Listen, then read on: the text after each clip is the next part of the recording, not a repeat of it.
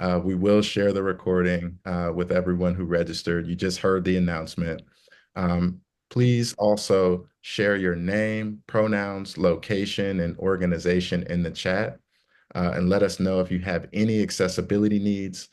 We've also listed our facilitation requests here in the chat. Please take a moment to read this. They're not in the chat, they're actually on the screen. Sorry about that. Um, our tech access person is the wonderful Stephanie G. Please message her if you need help. If you get kicked out of the meeting, her alternative contact information will be in the chat. Here are today's program participants. You may recognize some of these famous and familiar faces on this slide. This is the agenda.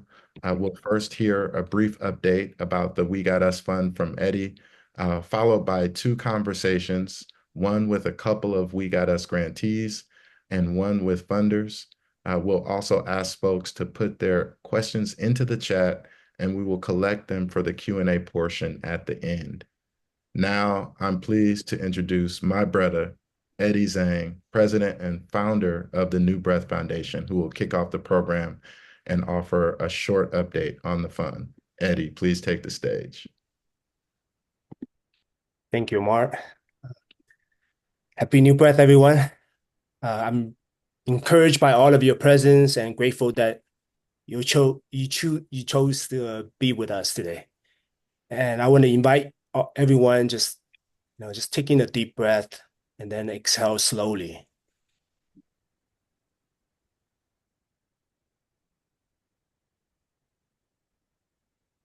If we don't have anything in common, we have that breath that's sustaining our lives in common.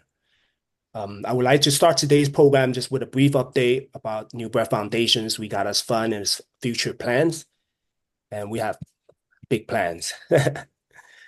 Before I share the update of the We Got Us Fund, just in case you're new to New Breath Foundation, we are a community-led public foundation that leads the movement to fund grassroots groups transforming the lives of Asian Americans, Native Hawaiians, and Pacific Islanders directly impacted by incarceration, deportation, and systemic violence in the U.S. Our fight is rooted in the collective liberation of all people of color. The We Got Us Fund is currently New Breath's primary fund. We launched it in 2021 along with the former CEO of the East Bay Community Foundation, James Head, in response to the rising anti-Asian violence with a distribution goal of $10 million. The fund provides six-figure grants to AANHPI grassroots organizations across the U.S. whose work supports currently and formerly incarcerated AANHPIs and communities targeted for criminalization and immigration detention and deportation. Our grantees' approach is rooted in cross-racial solidarity with local communities of color and within their communities. On this slide that you will see, this is an annual breakdown of the number of organizations, how much we have been able to distribute since we first launched the fund. We support organizations nationally across the U.S. As of 2023, we have 24 We Got Us Fund grantee partners, and in late October, we will announce this year's grantee partners. I also want to share that with you just very quickly, 3 insights from our grantees in the field. There's just so many of them we can share in the future. But one is the number of Southeast Asian being detained and deported has been rising nationally. And the federal government is also working with countries that previously did not accept people of deportation. Second, the double underinvestment in AANHPI communities and criminal justice issues, including criminal legal and immigration, is weakening organizations' capacity and the infrastructure. It's harder for them to sustain progress amid growing attacks on community members and staff, including those facing deportation. Lastly, the cross-racial solidarity through coalitions and alliances is important for protecting and preparing our communities. One grantee said that anti-Asian violence and cross-racial solidarity are intertwined because hate will exist if we don't know each other. Having the ability to collaborate with neighbors across race and ethnicity has raised a lot of anti-Asian hate incidents in the communities they serve. And to give you an idea where We Got Us Fund grantee partners are located, here are the partners that we cover the entire US, on a national level. And then this slide shows the organization located in the Northeast and then the South. And then we have the Midwest and Hawaii grantee partners. And then these are the organizations that cover the West Coast. We've won 24 organizations and distributed $5.65 million in six-figure unrestricted grants. We doubled the number of formerly incarcerated individuals on our Community Advisory Committee, the CAC. But the CAC made up of AANHPI, incarcerated leaders, survivors of violence, formerly incarcerated folks, and those with expertise and lived experience from grassroots organizing and leadership development. They advise us and participate in our grant making, as well as providing input on funder and grantee relationships. And I want to share the four major areas of We Got Us Fund. I really rooted in cross racial work, community safety, incarceration, and deportation. You can see the percentage of the grantees that cover each area, which includes that 50% are actively working cross-racially. And some of the grantees cover more than one area of those issues. I also want to share just the number of organizations that we're able to support to lead and serve Hawaiians and Pacific Islander communities. On top of grant making, New Bread has also been raising visibility of the issues and AANHPI communities harmed by criminalization and unjust immigration through op-eds, articles, and speaking engagements at conferences and other events.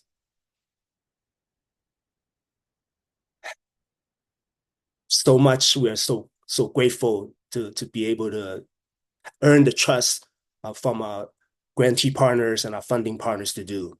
So looking ahead to the end of the next year and beyond, really hope to fund 11 new organizations and raise the remaining of the $4.35 million, complete a $10 million fund, $10 million We Got Us Fund, right? That's our goal. And many of you have been on this journey with us since the beginning, when we first started, and sometimes people have been here earlier. We really appreciate your support throughout all these years. And I look forward to answering some of the questions you may have during the Q&A. So I'm going to turn this back over to you, Brother Mark.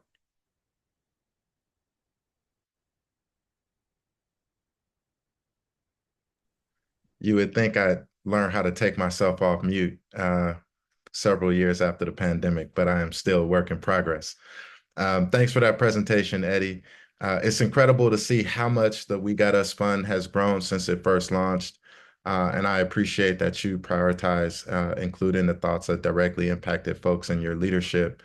I also appreciate the emphasis on some of the issues and the implications for cross-racial solidarity, alliances, and coalitions that are also focusing on those issues. And I think there's a lot for us to unpack there.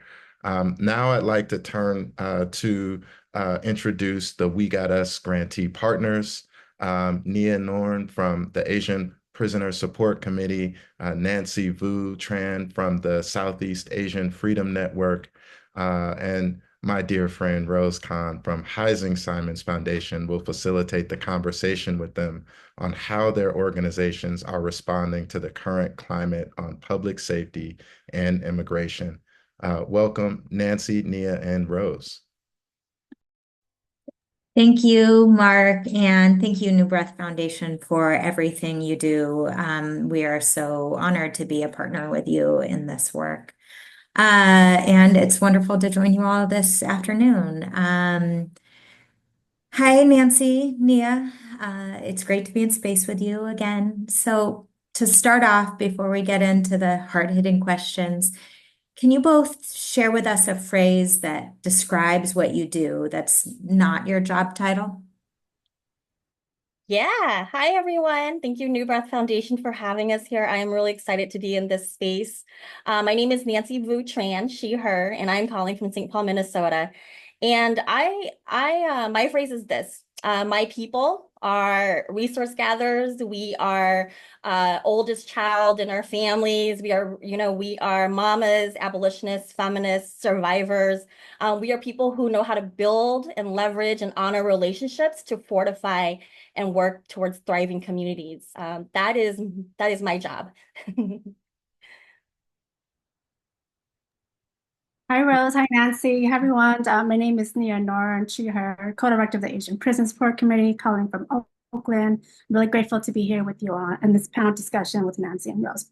So thank you for this question, Rose. And I feel like this also gives away what I think about myself, especially as a freedom fighter and bridge builder, in which I feel very grateful to, that I get to wake up every day, every morning, thinking, what good trouble can I stir up today in my efforts with my community, right? At the same time, guarding more people, reeling people over to get involved with us as the cool kids within the movement, to think about how can we really help to free people from jails, from prisons, from ICE detention, really dismantle this prison industrial complex.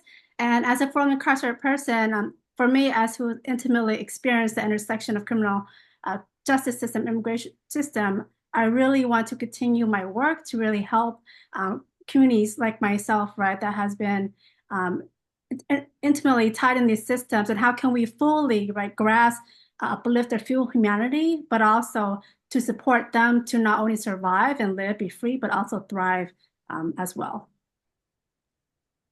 I love that. I hear you both saying and really demonstrating the way you're community weavers and community holders. And I know that we all benefit from not just the work you do, but the way you do it, how you lead with love. So thank you. As we all know, we're less than 2 months away from a big national election, and many of us are in places where there are really pressing local and state issues as well on the ballot. Two major topics that have been on voters' minds are immigration and public safety. And we know that they have been placed there on voters' minds with a lot of strategy and foresight on the part of the right. So today we're really trying to ground the conversation in alternatives to those institutions of criminalization that both of you talked so eloquently about how you are working to dismantle. So can you dig in a little more? What activities and programs are you and your organizations engaged in to actively create public safety while dismantling systems of criminalization and force that have reaped so much terror in our communities? Yeah, I mean, I can start. I think, it's really important for me to stress that I come to this work after 12 years of doing gender justice and queer justice survivorship work, and I've been a former public defender. And so to me, it's different sides of the same coin. And I think on this question, I really want to emphasize that the hard work that has to be done to get to alternatives to public safety has to be done within the organization, amongst our base and our own staff and our communities, and then the external work that has to be done outside. Those are the two pieces that I think is really important to achieve public safety. And I think that, public safety can't actually happen until we can see for ourselves what systems are causing us harm, and we actually have an understanding of that system. And where I'm going with this is that the internal work then is going to look like intensive, intentional political education, that we can actually train ourselves or recondition ourselves to understand that, state violence isn't just the police, right? It's deportation, it's detention, it's the militarization and the cause of why the Southeast Asian community is here in the US in the first place. And our community organizations across the country through CFIN, you know, they are actively doing this education, right? Part of their curriculum is 3-hour weekly political educations every week. They are doing education sessions with their base because their base are also conditioned to rely on the carceral system, right? And so they have to train their people. So this struggle within, I think, is very overlooked, and it takes a lot of resources to do it. It takes experts to do it and movement science to get it done. And then the other thing that are more tangible, right? Like our folks are looking at, you know, they're doing mutual aid efforts, like food pantries, right? Meeting basic needs. They're having court justice clothing closets. They're centering on the ways to actually hold people, make them safe. And I think that's really important. You know, I think, you know, Freedom Inc., one of our member organizations, does this really well around what I call cross-generational racial solidarity work, because this work has to be done across the age spectrum in consideration of the ways that we live and experience these systems. And elders and youth and people along the young adult spectrum, we experience it differently. So Hmong and Khmer elders, right, are learning about anti-Blackness and homophobia. Like, we're doing that intentional learning. And then the work that I talk about around external work is also really important, right? We have to build those coalitions. We have to be out there leveraging our power as a united front so that we can actually address harmful systems. In Minnesota 8, where I'm in St. Paul, oh my goodness. I mean, they do amazing coalition work. They are mighty and small, and they, you know, been on coalitions that have restored voting rights to people with felony convictions, right? They have sat on coalitions to work up towards driver licenses for all legislation. You know, the Hmong American Women's Association in Milwaukee, they are, you know, sitting on, working on campaigns to actually uplift resources for all BIPOC communities. And their African American Roundtable is a great example of that. You know, they were a fiscal sponsor for this group for 3 years. And now this burgeoning Black movement space is the group that works around city budgets in Milwaukee. And so these are just a few examples of how we are uplifting public safety without relying on these carceral systems that we're also conditioned to imagine that is the only solution. It's not, and we all have the answers, but we have to work intentionally towards it. That's wonderful. Nia, do you want to talk about what you all at APSC are up to actively create public safety without relying on the carceral systems? Absolutely. Thank you, Rose. And thank you, Nancy, for uplifting actually some of the work that APSC is also doing as well when you mentioned coalition work. And when you mentioned also the lived experience like of people, and I will say New Breath Foundation, right? Really centering the lived experiences of from incarcerated system impacted communities. That is truly what racial cross-solidarity look like when it comes to public safety. And I will say APSC is really at the core. That is like the meat of our work, and we really uplift, especially communities that's really been harmed, marginalized, right, that experience violence.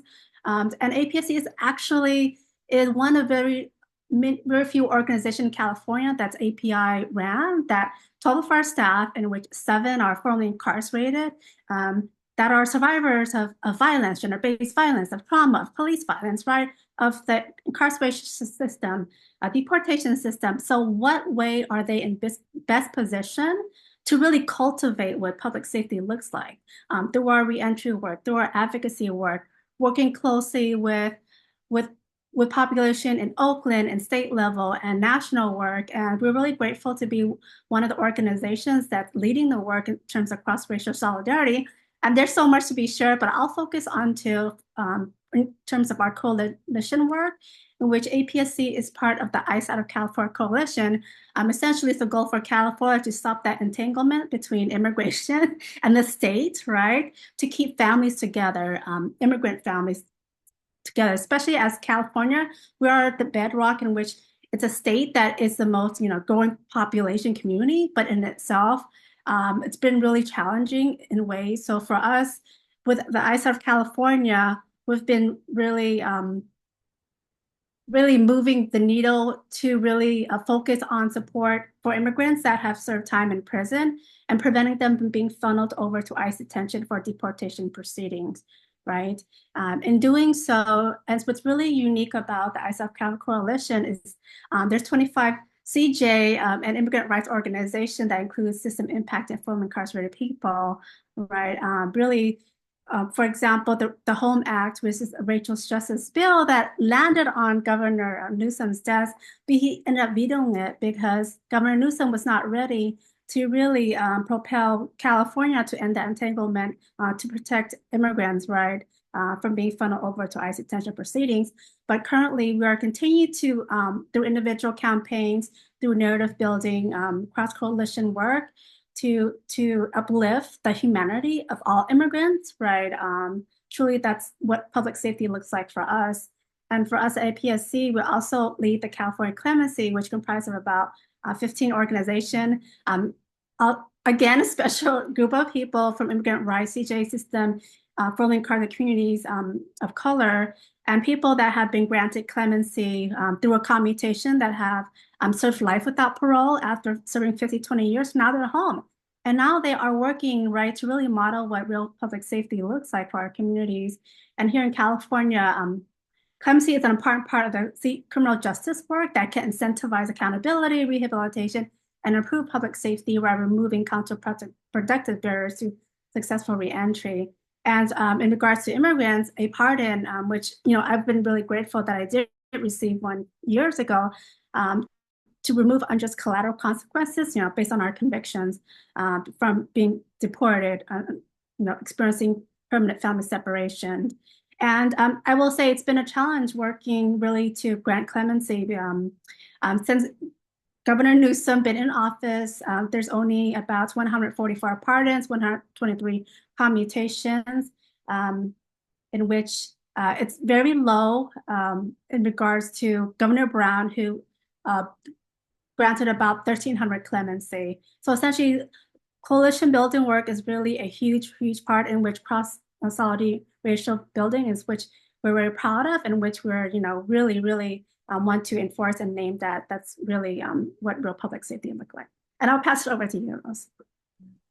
Thank you. There's so much in everything you just said, from the very specific political education work, the mutual aid, the reentry support, and through it all, both of you are really driving home the importance of that deep relationship building that happens through coalitions and cross solidarity coalitions that really unite impacted communities. So thank you for leading that. And now, those of us who have been in this work a long time, and I'm definitely looking at a few people here who I know have, because you've been there with me, remember that, there's been when it comes to conversations about immigration, there's a moment where it was all about, stopping deportations, and we had Not One More campaign for Not One More deportations. There's moments where all of the energy was about advocacy for dreamers. We're absolutely seeing right now that every conversation about immigration is explicitly and directly tied to border politics and border grandstanding. So what is something that the media misses by focusing the entirety of the conversation of immigration about on the border and on border issues? Yeah, I mean, I think the most obvious thing, right, that we forget is a diversity of individuals who are actually impacted by immigration. Here in Minnesota, people forget that we are actually a border state. And when I was at the Minnesota Freedom Fund, we were spending a lot of time working with Filipino workers who were disembarking off the northern cruise ships in northern Minnesota, right? They were being detained in Duluth, and they're like, we don't know what to do with this community. And so I think we forget that there is a diversity of folks who are impacted by immigration. And I think this is more of like the work that we do, is that we also forget the interior work, the interior enforcement activity that is even more regular, right? The raids, the detentions, the deportations, that is the everyday action that we're having to support. And these actions are usually not highlighted enough. And then here's the last one, and this is for me the gender justice piece of it, right? Is that when we focus on just border activity, we focus on the directly impacted individual, the person who's actually being detained. And what we actually ignore and what we're distracted from is the disruption that happens in our communities when our loved ones are targeted for deportation and detention. And so the number families, femme, queer, trans folks who are now caregivers, who are now having their resources extracted because they're putting monies on the books and they're having to work extra jobs because they have lots of income. That is really important when when we talk about immigration, we have to talk about those impacts as well. And so a lot of our organizations can't do only immigration. They also have to look at the things that need to protect and secure the families that are left behind to take on these responsibilities. Thank you, Nancy. So as we know, the media misses a whole lot of the realities that is about immigrants, what immigrants are experiencing, and Nancy's right, that diversity. Border issue, when we think about that, I think like when we think about immigrants, we just think that it's only happening to like the Hispanic community, which is not. It happens to Southeast Asians, immigrants, Asians, refugees like ourselves, and it's been happening over decades, right? But it's not reported nearly enough because as we know, the media like to sensationalize fear-mongering, right? Be that driving wedge between what like true public safety is, and they really hide the larger problem in the U.S. That the U.S. is really the world's largest detention and deportation machine, and we know that deportation is intricately, I can never pronounce that word right, linked to the U.S. addiction to mass incarceration. And when we talk about mass incarceration, we're talking about, as Nancy spoke to, gender-based people that experience gender-based violence, police violence, all forms of these forms of violence that they experience, and it's connected, right? It's just not happening to only one group of people, but a diverse population. And then currently in the U.S., a third of people that are currently in federal courts, they're being prosecuted for immigration offenses, which further harms them, especially asylum seekers, right? We're talking about asylum seekers who are at the border or coming from other countries, just trying to seek safety, right? This is very hypocritical of the U.S. saying like, they is a safe, country for anybody that's seeking asylum, but they're not, right? And these community members are spending egregious amount of months or even years in federal prison, and then essentially like they're deported, right? And then as Nancy spoke to, the interior system in itself has really, what they do is they racialize and profilize and they arrest people, right? And they work closely with state and local agencies to do that. For example, Southeast Asian refugees, as Eddie spoke to during the insight, is that did you know it's happening right under our nose right now that there's a rampant of deportation flight that's happening to them, and no one's holding ICE accountable in regards to that. And then also the information sharing between, again, with ICE and these local systems, because of the IRA Act that, as some of you might know, I'm 96, I don't have a lot of time. And that also at that time, that's where it actually increased or propels like the immigration deportation machine. And I feel like we cannot cultivate like public safety for our communities without addressing our mass incarceration problem. We cannot address our mass incarceration problem without addressing a mass deportation problem. We cannot address a mass deportation problem without addressing that the news media should also address that mass incarceration and deportation of our communities is a public safety issue that should be looked through a lens of truth, right? And from our realities that we can share, and that the media, what they should be is reporting that immigrants are actually we are valuable to the US, right? That's what they should be reporting. Thank you. Thank you so much. You both have made visible what has been intentionally invisibilized in the national discourse over the last many months now. And I think it's really crucial that we keep our eyes open to all of that. So thank you for speaking to that. So we're in our very last couple minutes. So if we could keep the responses to this question brief, unfortunately, because I could talk to you all forever. But so my last question is, in addition to treasure funding, what 1 to 2 of the remaining 5 T's, and I will say thank you for whoever wrote this question. I've never heard of the 5 T's, but we're all learning. Time, talent, testimony, and ties. Connections can we funders provide that would support your organization at this time? So 1 to 2 of the remaining 5 T's would support your organization. Yeah, I'm going to just give you one, and I cannot stress enough the joy and crisis that is coming with leadership transitions and the transformation of political homes for our communities, especially in the last 2 years. So I cannot stress enough the talent that is needed to build leaders, to build capacity, to teach people how to do operations and finance and accounting and communications and narrative work. Please, please give your talent, give your expertise, because these organizations, these new homes, they need that, and we need them to survive. It has been a tough couple of years for many of the organizations I work with, and they really need it. You added another T there, transition. It's great. Yeah. Talent transition. I love it. It's all right, Nia. You can, answer with something that has a T or not, Actually, I want all of it, but I think if I have to pick up, I say time and ties. I want funders to provide that because it's like, but you know your privilege that you have with time and ties and all those 5 T's to help organizations such as APSC, right? An organization that's being funded by New Breath, right?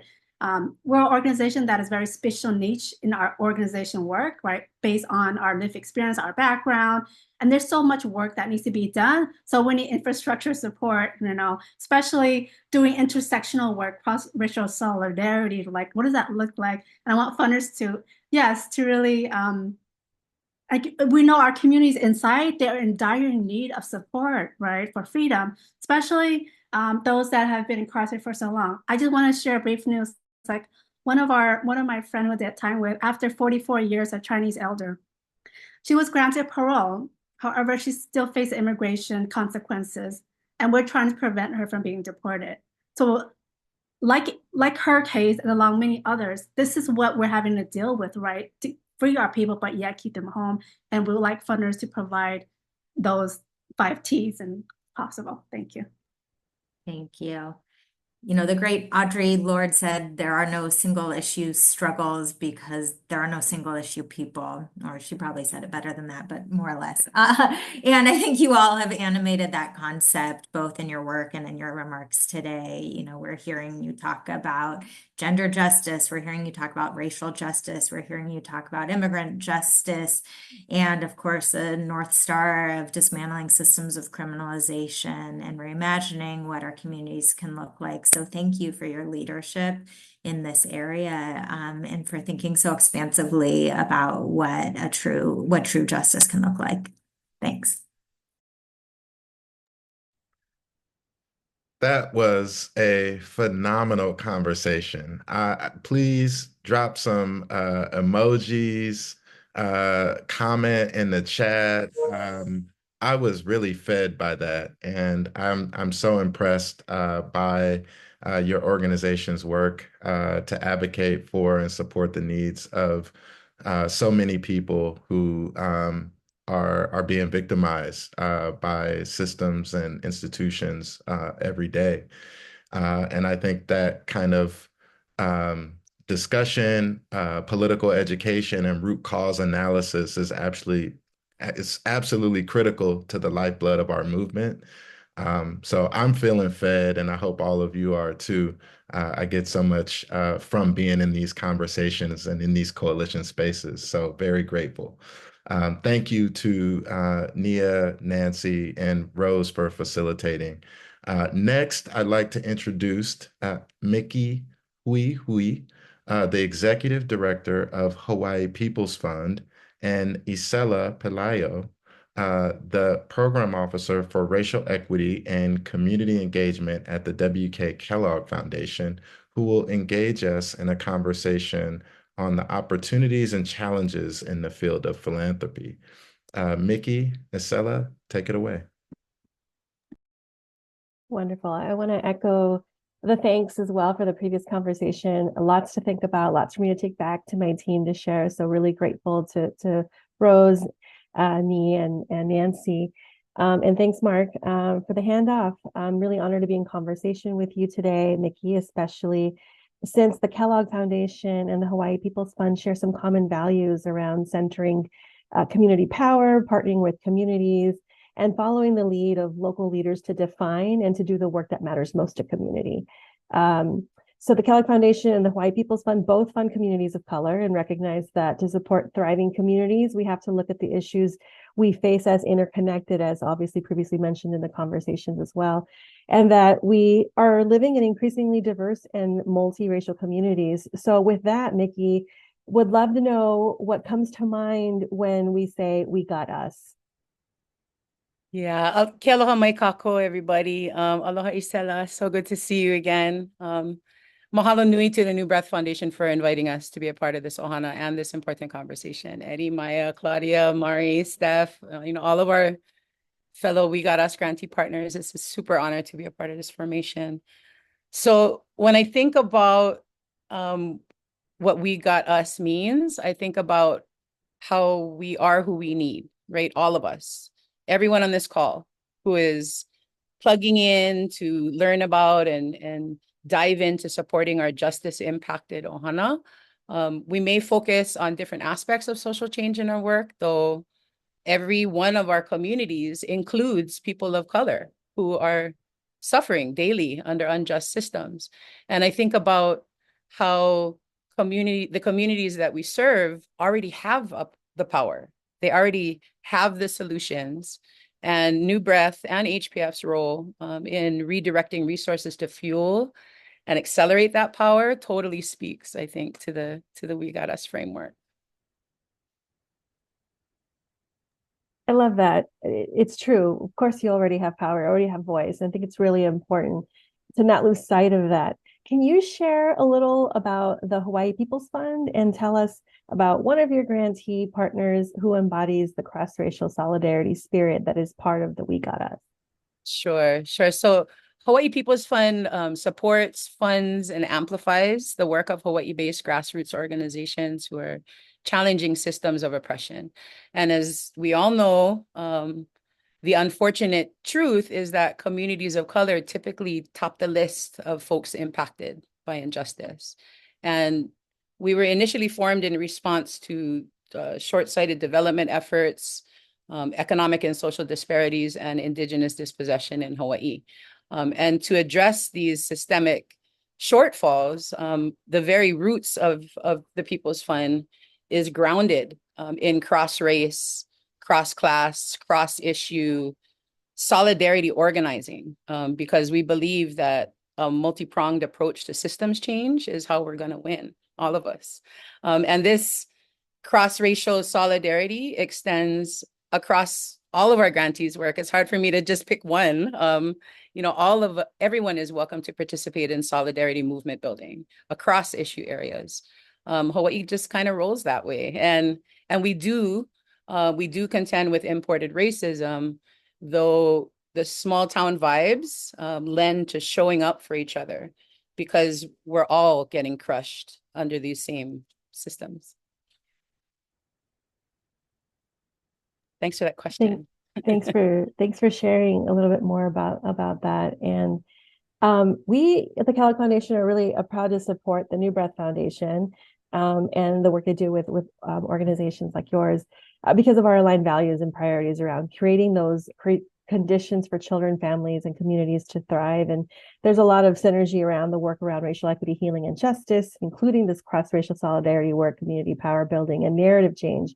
And it connects really well with the work that New Breath is doing. And so we know New Breath Foundation supports this work in many communities around the issues we all care about. And so I want to ask you a question. So, intermediary or collaborative funds is just such philanthro speak. So I'm curious if you can share a little bit and break down how that relates to Hawaii People's Fund. Yeah, so we enjoy a long-standing reputation and approach of being in real relationship with our frontline community. We're in communication with them regularly, and these guys are laser focused on change. They're on the ground, they're in the know, and they're trained through their experience to know and understand where the pain points are in community and where the movement is happening. Primarily, our role as an intermediary is we're primarily a connector between activists and folks who want to confidently invest their time or resources in grassroots organizing on the ground, and helping to identify those values aligned opportunities.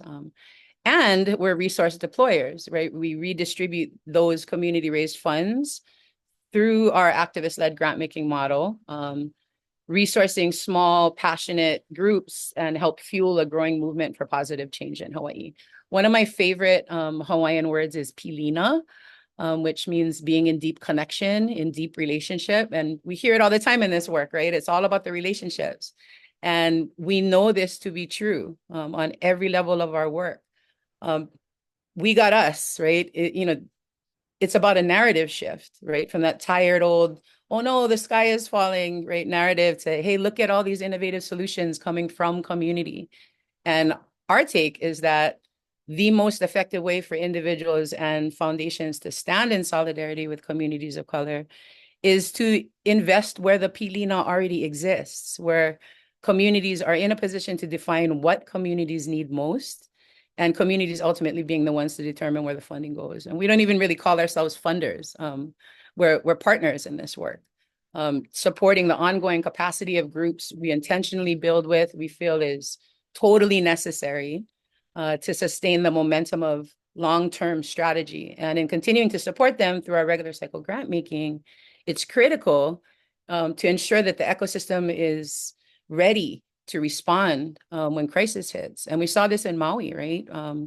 Following the tragedy that happened last summer, we leaned in right away to support our grassroots folks on the ground, already established leaders in their communities who are healing and upending the effects of the extraction and settler colonialism and systemic injustices that in a very real way created the conditions for the fires.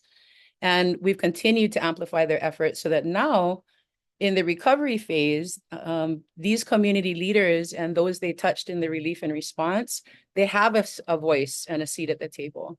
And this is exactly how New Breath Foundation rolls too, right? Building pilina with New Breath and among all us grantees featured on this call is a priority for them. We don't just know what each other does, we know each other, and we're ambassadors for each other's work. New Breath has been a champion for us so that we can champion those in our community doing the good stuff across race, across class, and across issue areas. Sorry, that was kind of a long-winded answer, but that's a great answer, and I appreciate that. You started to talk a little bit about this in terms of the relationship the different We Got Us Fund grantees have, but can you share a little bit more about the impact of the We Got Us Fund grant? Briefly, I know we don't have a lot of time, but I want you to be able to share anything more about that. Sure. So New Breath Foundation's grant support was a game changer for us. It allowed us to activate our potential to truly serve our community. That transformative six-figure grant that New Breath blessed us with enabled us to hire our very first staff, dream big, and put into motion all that we dreamt of, though we lacked the resources to do. And by calling out this intention into the universe, their stamp of legitimacy called in even more resources, right, to support our own grant making and our internal capacity build, which amounted to more impact in our beloved community. And just like New Breath, we've always incorporated the same logic in our own grant making, where HPF stamp is gold to those who truly care about social change in Hawaii. New Breath helped us to fortify our standing in community as a partner and as a viable resource and a trusted intermediary of value to help connect folks to grassroots organizing that replace these archaic structures and barriers to collective liberation. So mahalo nui, mau to our New Breath ohana. Thank you, Mickey, for saying that. And that's just a quick plug for funders on the call. Like, that's the power that we have to be able to do that and to really support some of our community partners. Is there any last words, anything else you'd like to say really briefly before we turn it back over to Mark? Yeah, just what you mentioned, Isela, mobilizing philanthropic dollars to consistently apply multi-pronged pressure against the systems that continue to enslave Asian and brown and Black bodies is what everybody can do. We can do that. Bringing even more folks into the awareness that something's amiss in our communities is what we can do. And it's going to take lots of folks, many more folks than we already have our team. So consistently amplifying and supporting and following the lead of folks who are suffering under these systems and showing up for our communities in authentic ways can create avenues for folks to plug in and be a part of the solution. Thank you so much. Really loved the point on Pilina. May we all do more of that. And so thank you. And back to you, Mark. Mahalo. Yes, yes, thank you. This is so phenomenal. You all are just this is the one thing I lament about this is that we just don't have as much time. I could sit here and listen to Mickey and Acela for a full hour because I know there's so much richness there, so much power in your experiences, and I just am deeply grateful for what you did share. But I lament that we don't have more time to do this. That I think we need a part two. And so hopefully we'll get that sometime in 2025 or even later this year. But it's now time for all of you to ask questions. I know many of you have been thinking about certain things as you've been listening to these conversations. We now have a chance to have a Q&A period. We want to encourage you to type your questions in the chat. For any of the speakers who you heard from, I'll try to field some of those questions, and then we'll get into hearing from our respective speakers. So don't be shy. Please go ahead and enter questions and items in the chat. I can begin by just pulling from what we have here so far.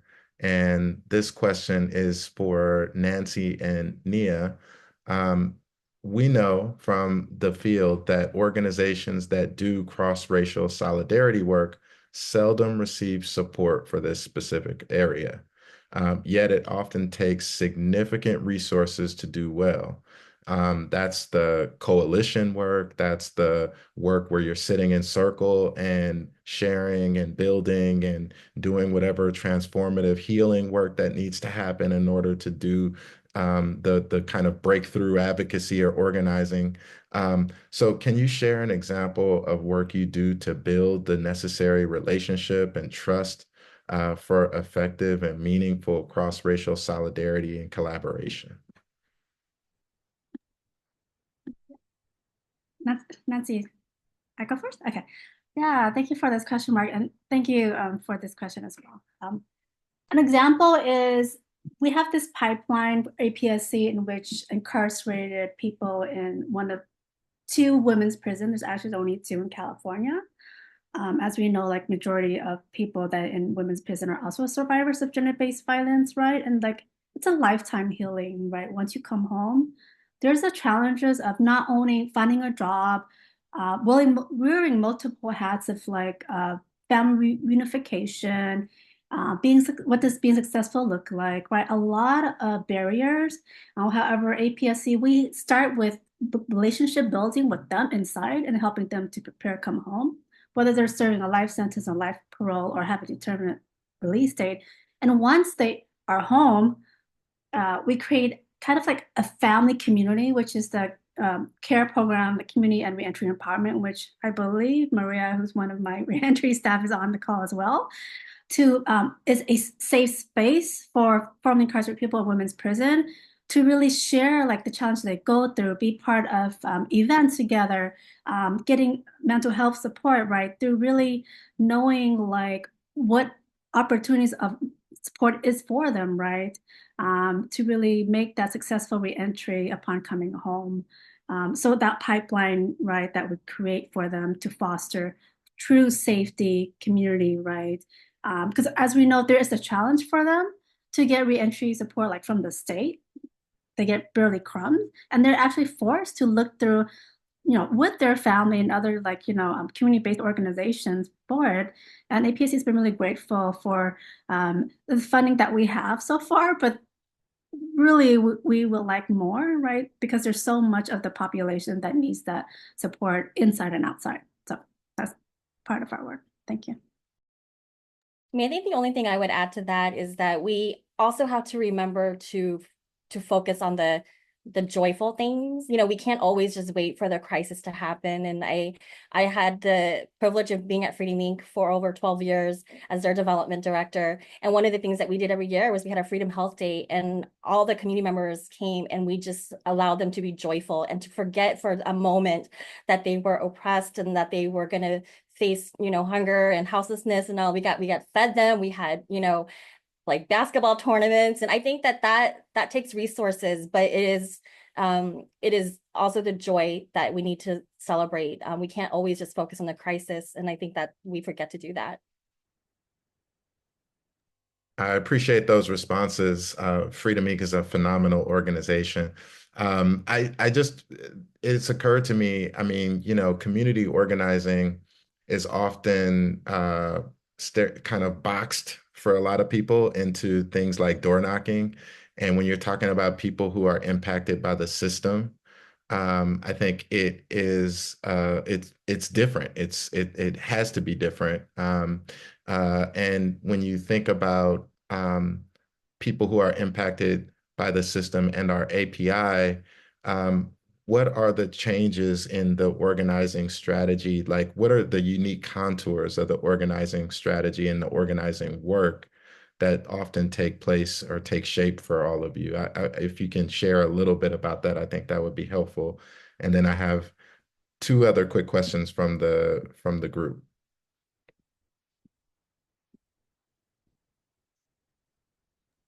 I mean, I can say that, you know, when we talk about Southeast Asian Freedom Network, and people will sometimes say, well, what's the difference between, you know, supporting CFIN and supporting, let's say, just like a mainstream API organizations? And CFIN is very intentional on the fact that we, you know, Southeast Asian folks are individuals, the particular legacy and history to the American War, what we know as the Vietnam War. And then we have special relationships to each other, different ethnic groups. And so when we do this work, we have to do a lot of understanding the shape of our people in this work ethnically, and then how we interact with the different racialized communities in the world. And I think that's something unique to doing this work with us, like Southeast Asian community members. And obviously the typical things that you have to consider, like, you know, language and culture and all of that, I think is also really important when you're trying to reach your base. Thank you.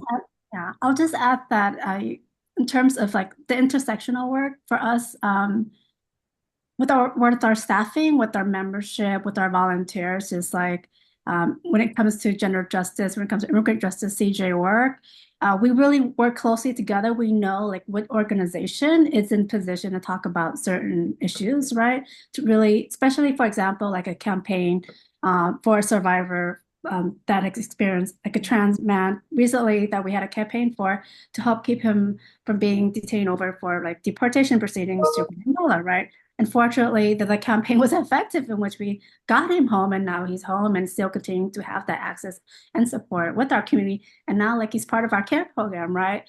So again, it's really the partnership, the closeness that we have within the space, the realm, right? It's really trusted, embedded. It's like the collective like solidarity. That's what's crucial to us, right? Cross-racial solidarity as well. Yeah, thank you. Thank you. I think one of the things that is very pressing for many of us right now who are living in major metro areas, especially in California, but I'm sure this is not limited to California, is that, you know, systemic forces will often put us in a position where the easy response around harsh sentences, more policing, more force, more brutality in order to deter crime or other things that are happening in society often become the like easy answers that are put in front of us and that are encouraged. And we see it in Oakland, we see it in San Francisco, we see it in LA, we see it all over. I wonder if you can share an example of why that method doesn't work, and even helps perpetuate cycles of harm that decrease public safety.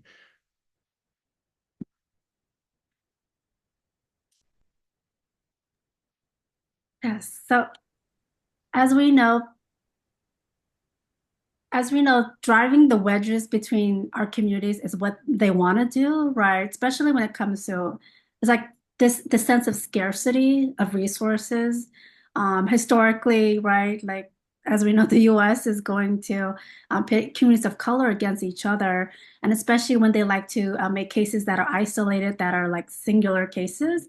But as we know, this is a systemic issue, right? So how do we, for example, in Oakland, respond to, especially when, for example, if a community member who's Asian, an Asian elder is harmed by a Black community member, it's that is really what's going to really they want us to like pit us against each other, but it's not.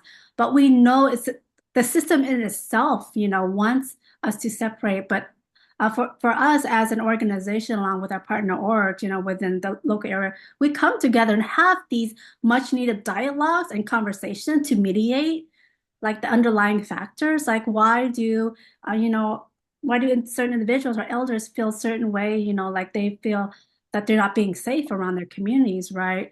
As we know, historically, it's not like a new nuance that's been happening. It's been historically happening in our past, right? If you think about our histories, of Chinese communities, how we experienced that, right?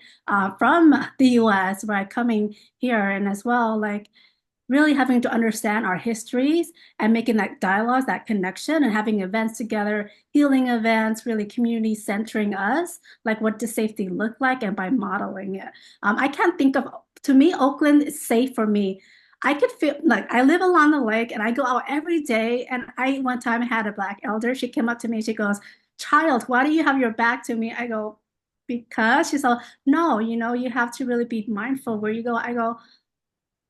I understand, but I'm looking out for you, and I want to make sure like I'm modeling what safety look like, because I don't have to fear, like I don't have to step out of that house, right? I can step when I want to and be part of this community, and that I'm along with our communities, like as long as we continue to have dialogues and create, be in communication with our elected officials as they're working with us to really guarding what is public safety to us. And I feel people on the call could speak more about what that does look like and what we've been doing. And I'm just really grateful to be part of this work, moving our communities together to really embed what true public safety looks like. Yeah, and then if we think about, harsher sentences and more policing is actually supposed to get to accountability, like that's actually not the answer, right? Because I've worked with survivors and many of them are telling us, actually, I don't want you to call the police. I just want to be safe. And when you call the police, my kids are going to be taken from me. I'm going to have to be separated. I might myself be the one that's punished and incarcerated myself. And so we know that that's not creating even the thing we think it's supposed to create. And it's perpetuating more harms, right? Yeah, deeper understanding of real safety is critical, and what do people actually want? It's often not a badge and a gun. So I appreciate that. Mickey and Eddie, I want to call you into answering this question, offering other thoughts. Eddie, I know you wouldn't say this, but I know you respond to these calls on a regular basis. You're in community, responding to urgent issues, and often trying to bring people together. I wonder if you have any additional thoughts on this. Yeah, for me, it's really looking at how the challenge that we encountering and all this the wedges that continue to divide us. It's really rooted on the international level, right? Through this whole idea of the imperialistic mindset of many of the people who is trying to, control, right, the people, right, in many ways. So it shows up in imperialism, it shows up in patriarchy, it shows up, in the systemic racism that continues to perpetuate anti-Blackness, right, in this country and internationally. So the work that all of us are doing is really like cross-ethnic, cross-racial, cross-class, right, cross-gender work.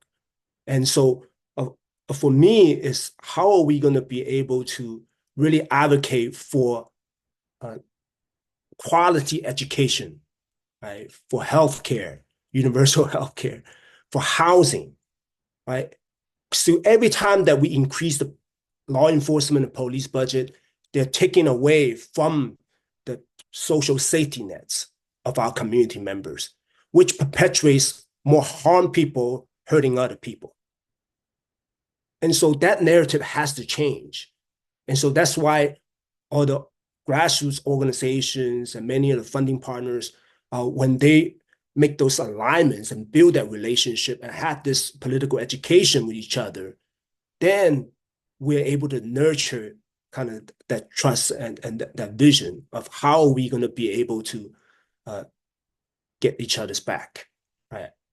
And that's why, We Got Us is so important, right? Through that political education. Any thoughts, Mickey? Yeah, I just want to echo what you said about imperialism. Here in Hawaii, everything is framed in the shadow of imperialism and the ongoing occupation that's happening here.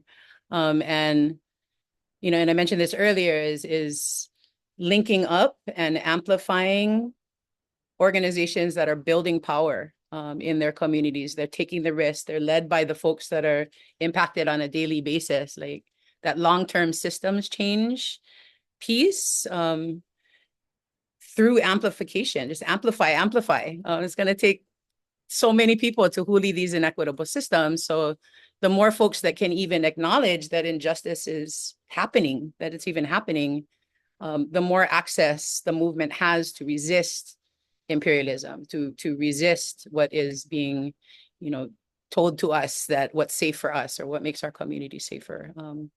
And build solidarity across struggles. Solidarity is the key, I believe, and cross-pollination of folks. Yeah. I appreciate that. It's a bigger frame and vision for change that brings people together for the actual work. And in California, I'll just ask this last brief question. There are a lot of people who are concerned with Prop 36 on the November ballot. We know that ballot measure will accelerate mass incarceration and roll back the gains that came with the passage of Prop 47 a decade ago. Many of us on this call who were in organizing and advocacy spaces were a part of Prop 47 being passed. And where can community members who are interested in protecting Prop 47 and stopping Prop 36, where can they engage to push back against this narrative and this special interests that are pushing that kind of tough on crime approach in this state? Anyone can answer who's familiar with the work that's happening there.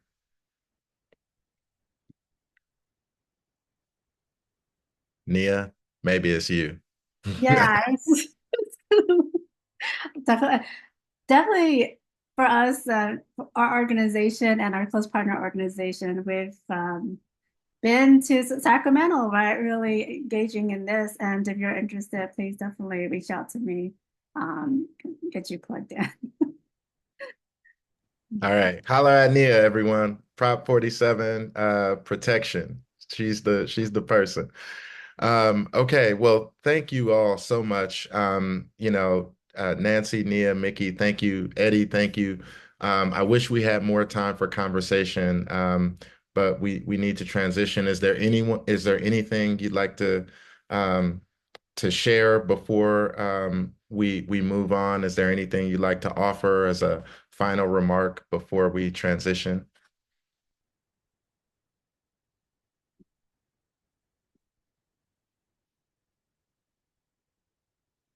Okay. All right. Hearing nothing. Thank you. I'm gonna move us forward here to the last few portions of the agenda.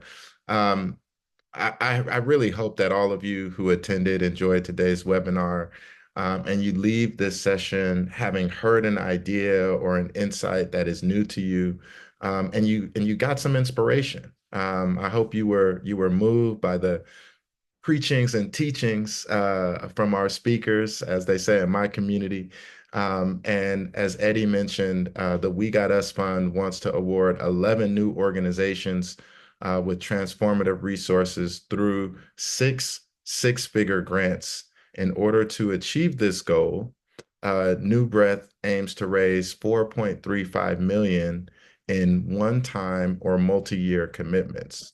If you're inspired to support their compelling work, which I hope you are, you can give via their website at newbreath.org/donate or contact New Breath's Director of Strategic Partnerships, the wonderful Maya Iwata. Maya, are we going to spotlight you so they know who you are? I don't think so, but it's all right. It's all right. Yes, thank you all. And we'd welcome a conversation. We will have follow-up materials. Sorry for being a ghost and only you're all hearing my voice. Thank you, Maya. And I'm going to pass it back to Eddie to close us out. Thank you, everyone. Thank you, Mark. Appreciate you. Yeah, just a lot of things to reflect on, as we are moving forward from this webinar today back into our community work. I just want to appreciate you, Mark, again for emceeing today and always being a partner, showing up in every spaces that we can share together. I want to say that when we showing up for each other, it's like that's like love in action, right? That's what it is. And so I also want to thank all the event sponsors, like for today, the California Endowment, Heising Simons, WK Cal Foundation, as well as we got us funding partners, right? There's many of them.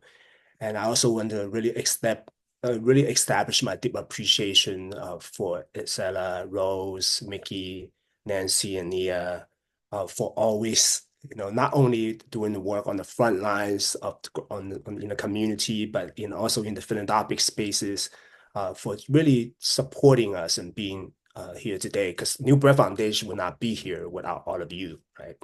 And so for all the people who took the time out to come to this webinar, really grateful for your presence and your time.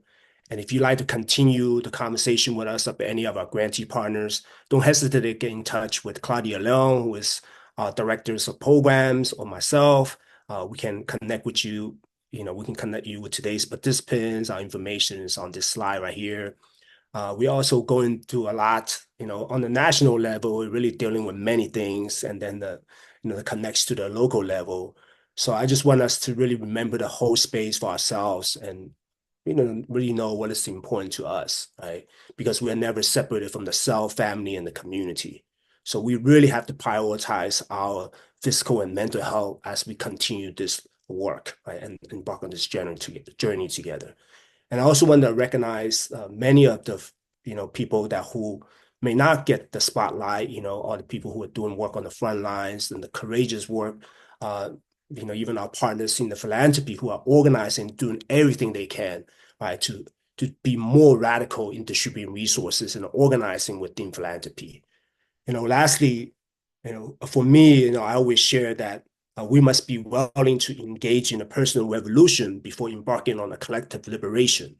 What inspires us and reinforces everyone's commitment to this space is investing in the inevitability of freedom and collective liberation, which is possible through cultivating hope. So we have to cultivate that hope as we continue to do the work. Thank you very much.